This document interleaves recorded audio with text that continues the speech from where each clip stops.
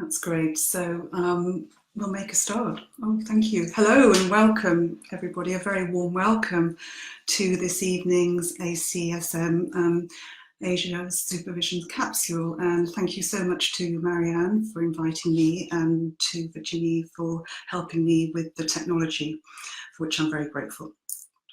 And therein lies the paradox in creativity, because I'm talking to a screen, I can sense you out there, but actually creativity is a partnership, it's about co-creation. So I'm inviting you please to work with me as we work through this webinar. So tonight, for a very wet lunchtime over here in London, and tonight I want to share with you some of my own journey into creativity and explore a working definition of creativity, share with you a simple visualization exercise whereby you can look at igniting or reigniting your creativity, and also start to look at what might block and what might free your creativity, both within yourself and as you work with your clients. So what I'd like to start with is this lovely quote from Pablo Picasso, the artist, who said, "Every child is an artist. The problem is how to remain an artist as one grows up." So every child is an artist, and the problem is how to remain an artist as one grows up. So my invitation to you just now is to just think on a scale of 0 to 10, where 0 is not and 10 is totally, how creative you feel you are.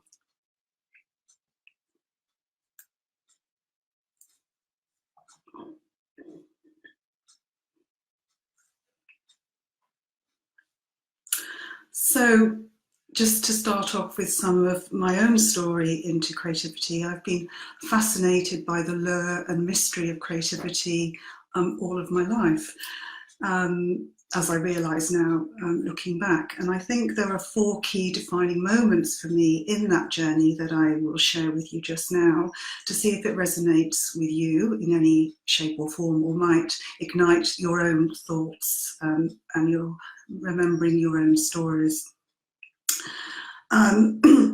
So, and of course there are many other snippets and episodes in my life, but I just wanted to share this with you. The first key moment was when I was a very little girl in school, and I'm from an English family and was educated for my early years over in Holland with my father's work. And what I didn't realise then was that the Dutch education system is very different to the one in England. So when I returned to England, what I was actually finding was I was about 2 years behind my peers. And then on top of that, what was later diagnosed, a very, very late diagnosis, was I had dyslexia, and quite difficult dyslexia. So I was basically about 3 years behind my peers by the time I was aged 11. And this then meant I had to find very creative and funky ways around how I was going to survive at school. The second key episode was when I then moved into my big leadership posts within the NHS. And I always found myself on the really pioneering and developmental roles, always looking for change and almost inventing the future.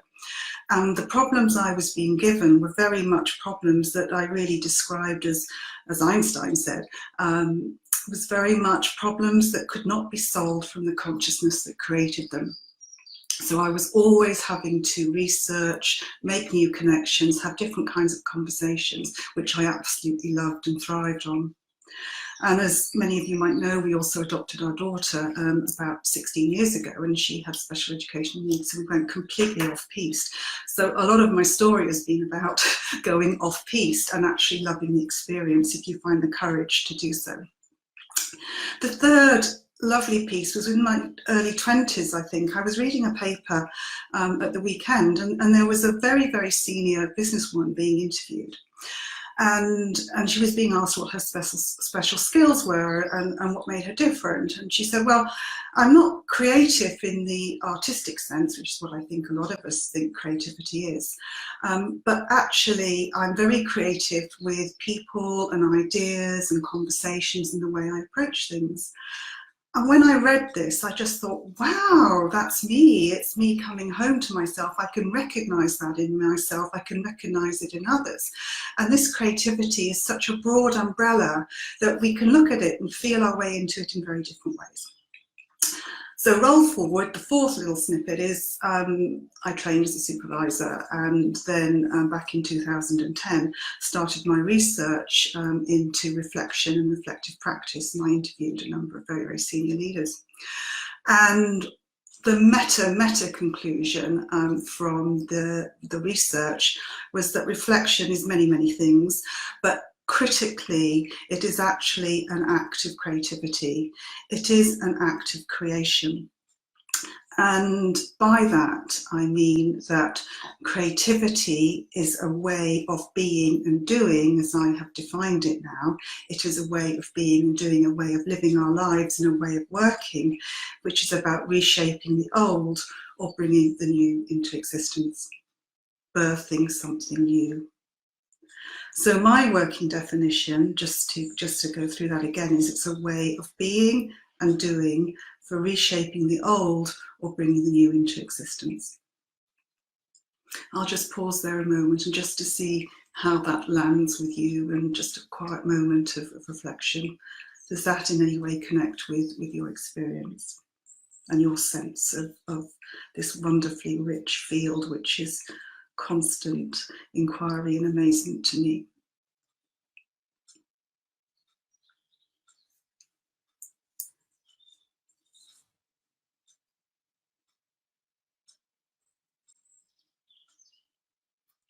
So with creativity, the good news is that creativity is an innate quality to all of us. We all are creative beings because we are human. And the good news is that creativity is our birthright. It's something we were born with. And the good news is it can all be nurtured within us and within our clients, given the supportive, growing, nourishing conditions. The second key point here for me, I think, is that creativity exists everywhere. Creativity is life. It is what life is about. We are all creative, and we all are creating every minute of every day through the choices that we can make. And we are making minute by minute.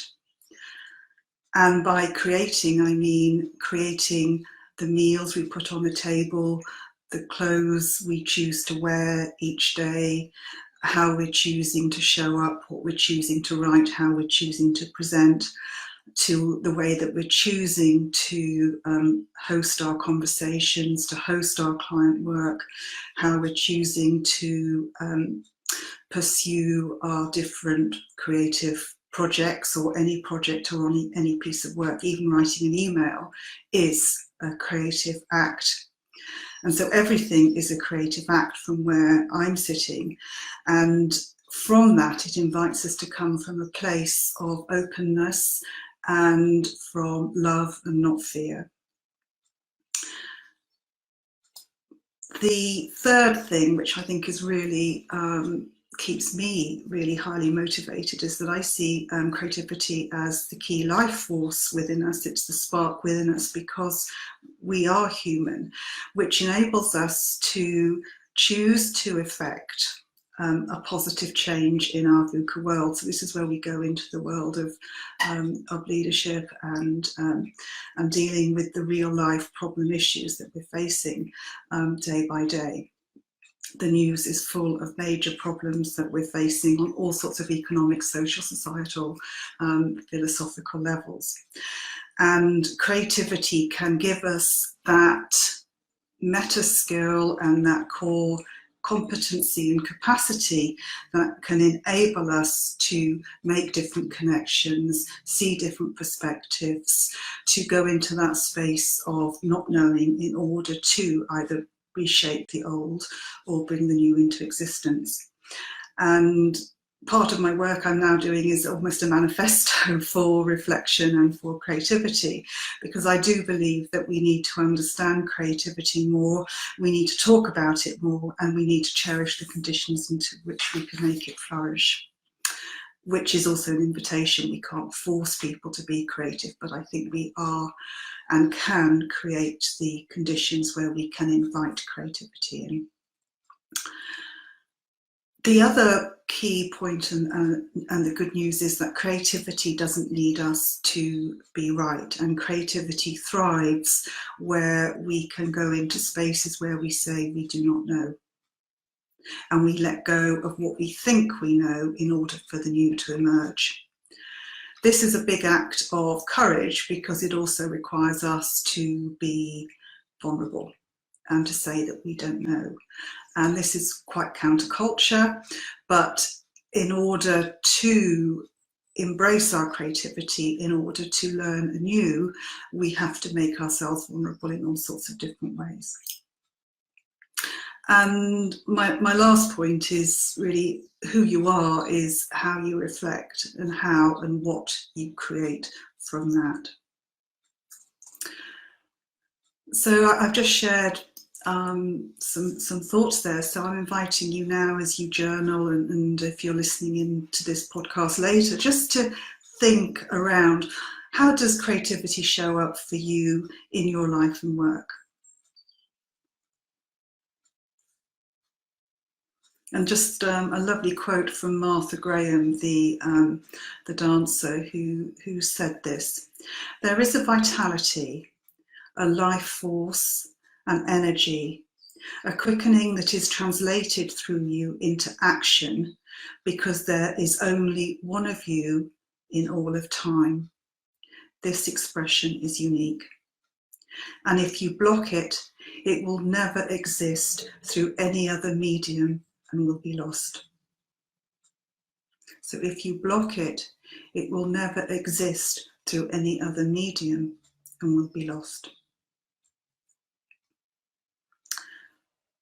The title of this webinar was Ignite and Reignite Your Creativity. So I'd just like to share with you now a simple visualization that works for me, for you to try. And so if you'd like to work with me, that would be lovely. And then if this works for you, wonderful, or just find an adaptation for it or working with it, because I think this is around acknowledging that our creativity lives in us, and it's about accessing it and really listening to it and tuning into it. So if I can invite you to just put your pens down and to put yourself into a really relaxed position wherever you are, and to close your eyes and to get yourself feeling comfortable and centered, whether you're standing or you're sitting on your chair, and really feel your chair and the ground supporting you. And as you close your eyes, if that's comfortable for you, just connect to your breath.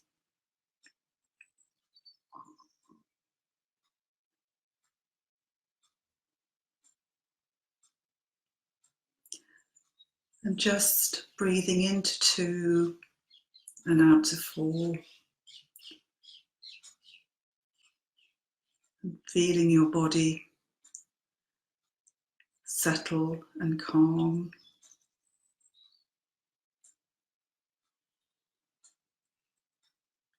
Just focus on the rising and falling sensation of your breath.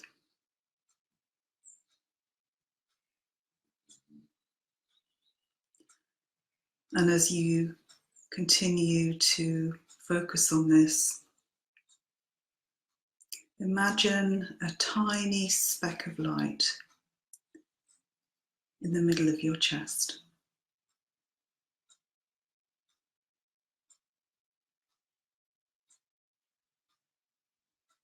This speck is your creative spark.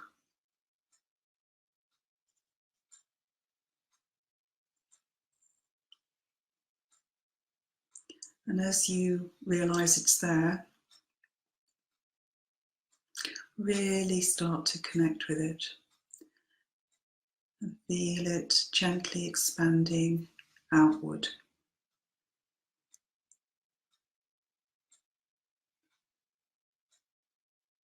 From your chest into your heart and through your body.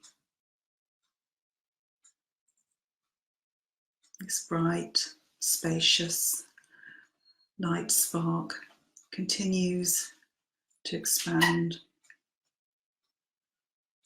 so you can feel its waves of light and warmth and energy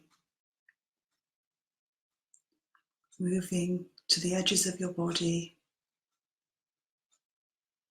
beyond your body and into space.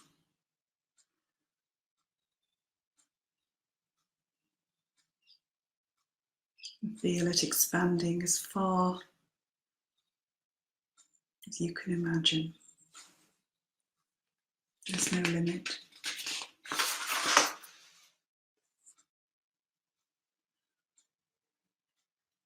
Allow yourself to rest with these creative vibrations and energy and light waves with no expectations. And feel your breath moving in and out.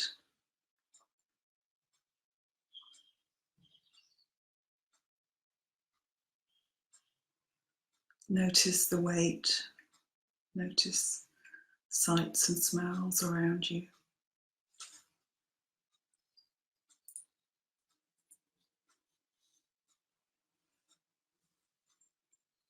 And just remember this feeling.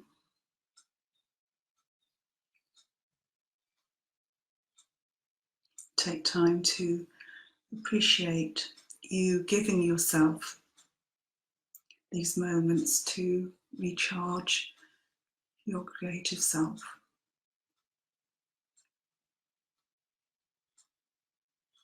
And then when you're ready, just gently open your eyes and just hold yourself where you are for a few seconds.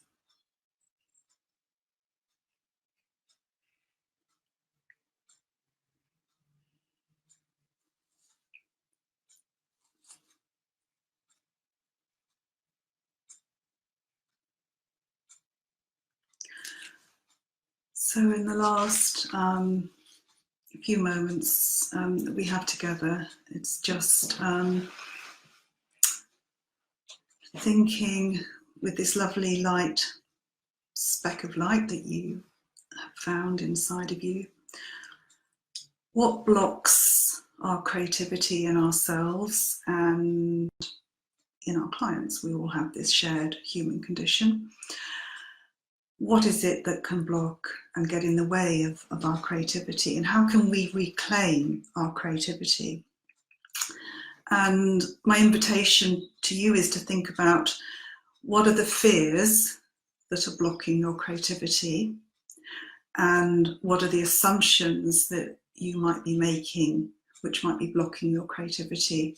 And what's true for you will also be true for your clients. So really journaling and thinking this through is a really important way for you understanding your relationship to creativity.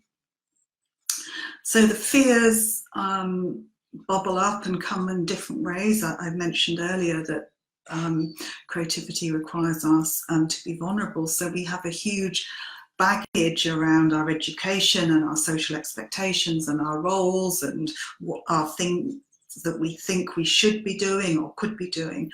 But underneath all of that can be the fear.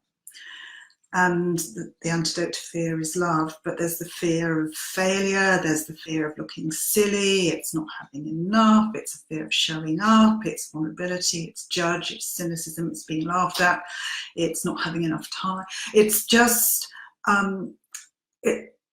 it's just a whole stack of fears that we're carrying within us, and my invitation for you is to bring that creative light and shine a light onto those fears and just make them a bit smaller.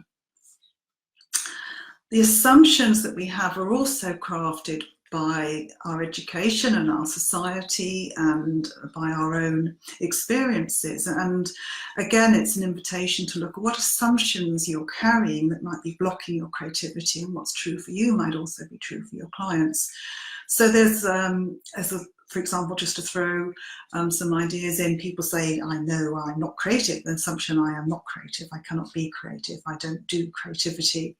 That creativity actually belongs to the few, the genius, the artists, the Leonardo da Vinci, the Picassos of this world. They don't belong to all of us in our own ways, which have its own expression. Because creativity is actually our self-expression, it's our voice in the world. That creativity, as I said, just belongs to the few. It's not welcome. We haven't got time for creativity. Creativity is not necessary because we know what to do. So, and there's just a sort of a short list of some suggestions, and please have a think about that and what is real for you in your context. And so I now want to switch across into the sort of the antidote to the fears and the assumptions, and there are a whole stack of different practices and invitations that you can work with on yourself and with your clients to invite more creativity into your life, given that it is innate human quality that you already have. So it's about inviting more of it in. And this was explored also in my book and in my different postings. But there is something about actually making a commitment to living more creatively. Creativity is a choice. It is voluntary, as I said before, but it actually starts with us making a commitment to invite more creativity into our lives and to recognise we are creative beings living creative lives. There's something around making time to find the people and the spaces who can nurture our creativity. It's about inviting in our beginner's mindset, that not knowing piece, about the playful inner child, stillness practices, mindfulness practices, giving ourselves permission to be creative, recognizing ourselves as creative beings, suspending fear and cynicism, building your support, and also getting a supervisor to help you on your journey. And the ACSM website has supervisors who can help you do that. So it's finding the joy and the inspiration and the wonder as you wander through life, and picking up all sorts of sources of inspiration, because it's absolutely out there every minute of every day if we're actually looking for it. So I'm just going to finish now with a quote from Nancy Hillis, which is the call of a creative life, I think, and I hope it sparks something in you. So Nancy writes, I believe that we are all creators. You have a million reasons not to show up for your work, but all of these come to one thing: resistance, which comes from fear, which shows up in many guises: self-doubt, second-guessing, overthinking, avoiding, being bored, copying others, looking for approval, etc., etc. Creating brings everything up. It's a roller coaster. It is fraught with perils. We are in treacherous territory. Creativity asks us to be present, to be vulnerable, and to risk failure. If you do not answer the call, you also risk missing the most profound and wondrous moments of your life. You turn yourself away from the wonder, discovery, and aliveness that creativity brings. To express you in your life. Everything in the universe is calling you to claim your creativity. Everything in the universe is calling you to claim your creativity. That's you and your clients. So, thank you so much for joining me today. and wishing you much joy and much happiness as you bring more and more creativity into your life and your work. And I'd love to hear how you're getting on. Please do email me if you've got any questions, or if you'd like to share some of your creative stories with me. So thank you very much and have a good evening. Bye.